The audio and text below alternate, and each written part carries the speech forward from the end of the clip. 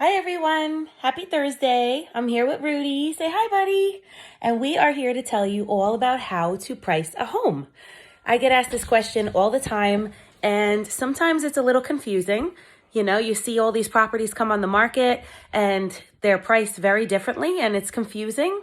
So I want to explain my method. I'm going to give you my secrets. So even other agents, if you want to use this, that's great. So there are three strategies: the A, B, and C. Okay. So when you see a property come on the market and you're thinking, wow, why is that price so low? It looks great. The pictures are amazing, which sometimes can be a little deceiving too. I'm sure all of you have seen pictures online and then you get inside the house and you're like, wow, this looks really different, right? Our photographers are really good. They're not hiding or deceiving you. They just have great cameras and great angles, and we know how to stage and make the rooms look good. So sometimes things look different in person. But that's an A approach. When you see those kind of numbers and you're wondering what's wrong with the house, why is it so low? So that is somebody that decided to take a gamble and said, I want my bidding war. I want out immediately. I already have an offer in on another home. I need this to close like yesterday. Get in, get out fast, and get it done. Get me multiple offers. I want a ton of options to look at. And that's your A approach. That's your A price. It is a little bit below the comparable sales, right? Then you have your houses that come on the market that seem to be priced kind of similar to what other things are going for, right? Pretty comparable. That's your B approach. It's when you're looking at the other sales in the area, you're doing a comparable market analysis, you're looking at the price per square footage, you're checking what this house has compared to the other ones, what this one doesn't have compared to the other ones.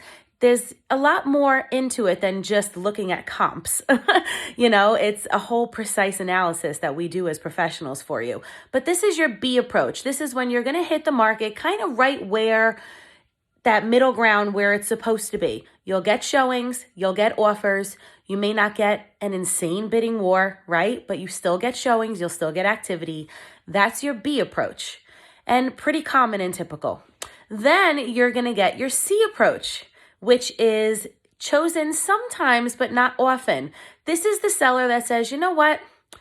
I saw a house that sold a year ago, $100,000 maybe over the comps, maybe $50,000 over the comps. I'm in absolutely no rush. I don't care if the house sits on the market a year, 2 years. I have nowhere to go right now. Just put it on and let's see what happens, right?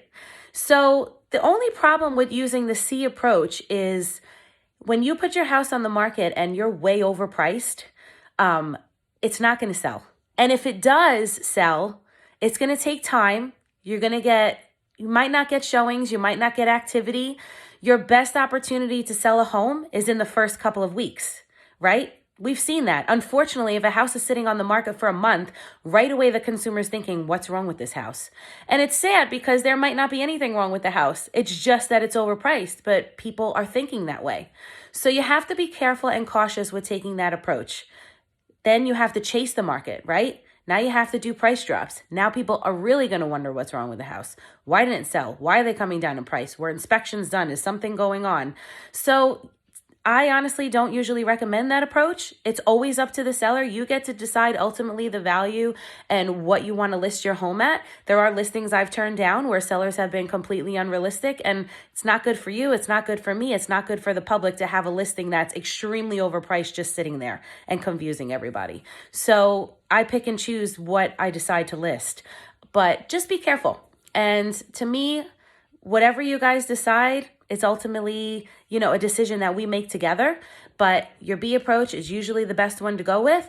The A is awesome to go with, but it's a gamble. What happens if you don't get your bidding war? Now you're already below what your bottom line is. See, it's a little tricky. And really you have to sit down, research, get all these comparable sales, even print them out or go through each one by one with your computer screen, days on market, price per square footage, what do these houses have? Compare everything very carefully and take your time.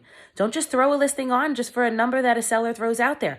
Take your time and really strategize on what the seller's goals are, what they want to accomplish, what their numbers are that they need, and we figure this out together. So I hope that helps. I'm sorry if this video was a little long. I hope you have a great day. And if you ever have any questions and want to know the value of your house, I'm here. Have a great day. Bye.